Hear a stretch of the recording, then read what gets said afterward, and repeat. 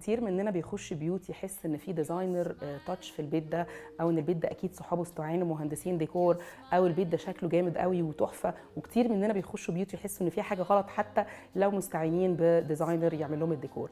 النهارده في الفيديو ده هنتكلم عن توبكس كتيره فيها دوز اند دونتس، او افعل ولا تفعل فيما يخص الديزاين، وهيخلي بيتنا في الاخر يبان ان هو معمول مع مصمم ديكور هايل زي ستايل هاوس. طبعا اول حاجه هنتكلم معاها وهو سر كبير قوي بيستخدموه الديزاينرز والستايلستس في الديكوريشن، اللي هو المثلث البصري او الفيجوال تراينجل. لما بتيجوا عندنا الشوروم او بتشوفوا صور من عندنا تقولوا لنا انا عايزه الحاجه زي ما انتم عاملينها بالظبط، بيكون السر هنا ان احنا بنستخدم مثلث بصري، سواء المثلث قمته فوق او قمته الناحيه دي او قمته الناحيه دي، واحنا بنرص الاكسسوارز يبقى ليها قمه وقاعده عشان يبقى شكلها ملفت وجميل.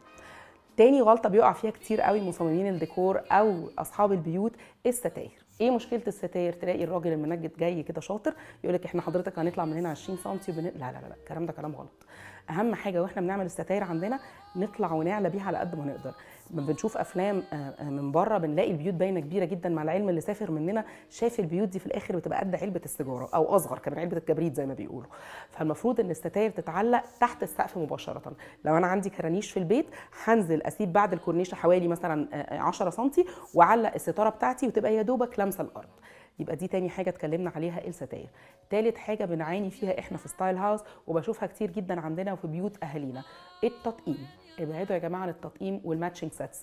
يعني ايه؟ لما اجي اشتري صالون او اشتري ليفنج روم، ابعدوا عن فكره الكنبه اللي بكرسيين او 4 كراسي والترابيزات. حاولوا تبعدوا عن فكره التطقيم لان الموضوع ده بقى اوفر ريتد قوي ومش حلو، وكمان بيكبي من حلاوه الديزاين.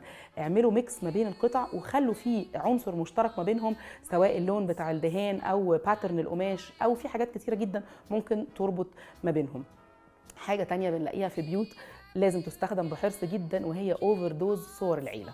بنلاقي ناس عايزين يعملوا عندهم في البيت على السلم مثلا بتاع الفيلا او سلم البيت صور للعيله.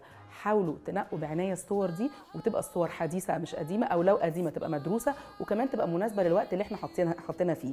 يعني ما ينفعش مثلا يكون في النيو يير واحنا حاطين صور ناس قاعده بمايوهات، احنا هنسقع اصلا واحنا معديين. وما ينفعش في الصيف نلاقي ناس لابسه لبس السكينج على التلج. حاولوا تعملوا عندنا حيطه في البيت حركه، سقف حركه، لكن استخدموها بحرص جدا عشان يكون الترانزيشن من الحيطه الساده للحيطه اللي فيها لون مفهوم ومعمول بدراسه. غلطه تانية بنلاقيها كتير، نلاقي الصالون كبير وحاطين سجاده قد كده اهو تحت الترابيزه. طبعا دي غلطه كبيره جدا جدا جدا. لازم السجاجيد بتاعتنا تبقى كبيره، وعشان نعرف رول ما ننساهاش اتاكدوا ان الصالون او الاريا اللي انا بفرشها كل قطعه فيه لامسه السجاده. هقول لكم على تip تانية، نقدر نعمل كمان زوننج للبيت اللي بيبقى عندها مساحه كبيره مش عارفه تفرشها، وكان زمان طالع بقى تلاقوا امهاتنا وكده يقولوا الكوان والكورنر وما الى ذلك. دي برضو نقدر نحددها بالسجاده، ان انا السجاده دي بتحدد لي القعده وبتحدد لي مسارات الحركه.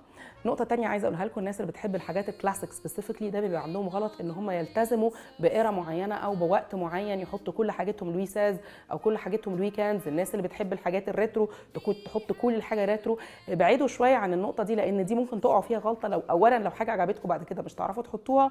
تاني حاجة ما بتحسسش اللي قدامنا غير ان احنا في الحقبة دي، فممكن يبقى فيها خطأ مش لطيف. سر تاني من اسرار الديزاينرز ان احنا we should not beige everything. يعني ايه beige everything؟ يعني كل حاجه تبقى ميه واحده. الموضوع ده مش حلو قوي. لازم واحنا بننسق اوضه او زون عندي في البيت احط في اعتباري ان انا عندي 5 انواع من الاقمشه. ال5 انواع من الاقمشه دول ممكن يبقوا في الكوشنز، في الكرسي، في الكنبه، في البنش، في الستاره. لازم نفكر كده، بس لازم وانا بختار الاقمشه دي اختارها بعنايه ويكون في رابط ما بينهم. حاجه تانية عايزه اقولها لكم، ان احنا لما بنروح نشتري حاجه في اماكن كبيره زي ايكيا مثلا بنلاقي ميجرنج تيب، ممكن ناخد واحد نحطه سوفونير معانا، او كمان زارا هوم بيعملوا ميجرنج تيب صغير. انا اكيد مش بعمل دعايه للناس دي، هم يعني اكبر من كده بكتير، لكن هم بيعلمونا ان احنا قبل ما نشتري حاجه لازم نكون واخدين مساحه المكان اللي احنا هنحط فيه الحاجه دي، زائد عارفين المساحات اللي احنا يعني المساحه دي هتستحمل كنبه قد ايه وكرسي قد ايه وما الى ذلك.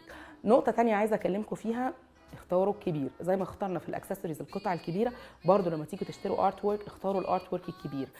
حاجه تانية، واحنا بنحط الكافي تيبل بتاعتنا او ترابيزه الوسط، الاقي الناس برضو القعده كبيره والترابيزه في اخر الدنيا ما نعرفش نوصل لها. طبعا ده ما ينفعش. المفروض ترابيزه الوسط تكون مدروسه. الترابيزه المفروض حد اقصى ما بينها وبين اللي قاعد، لو ترابيزه في مكان هنخدم بيها من الترابيزه دي يكون على الاقل 50 سم موصوله بكل الاماكن، وده هيبقى مسار كافي الناس تعرف تعدي. نقطه تانية، لما نيجي نحط مثلا كنبتين قدام بعض، الكنبتين لازم على الاقل ظهر الكنبه اللي ورايا وظهر الكنبه اللي قدامي المسافه ما تتعداش الا 4 متر. اخر حاجه بقى اقول لكم عليها، ما تلزقوش كل حاجه على اخر الحيطه، دي غلطه كبيره جدا، بتبعد المكان عن بعضه وبتخلي الحوار والكونفرسيشنز مش واصله بالطريقه التمام. اشوفكم على خير ان شاء الله في ابيسود جديده من ستايل هاوس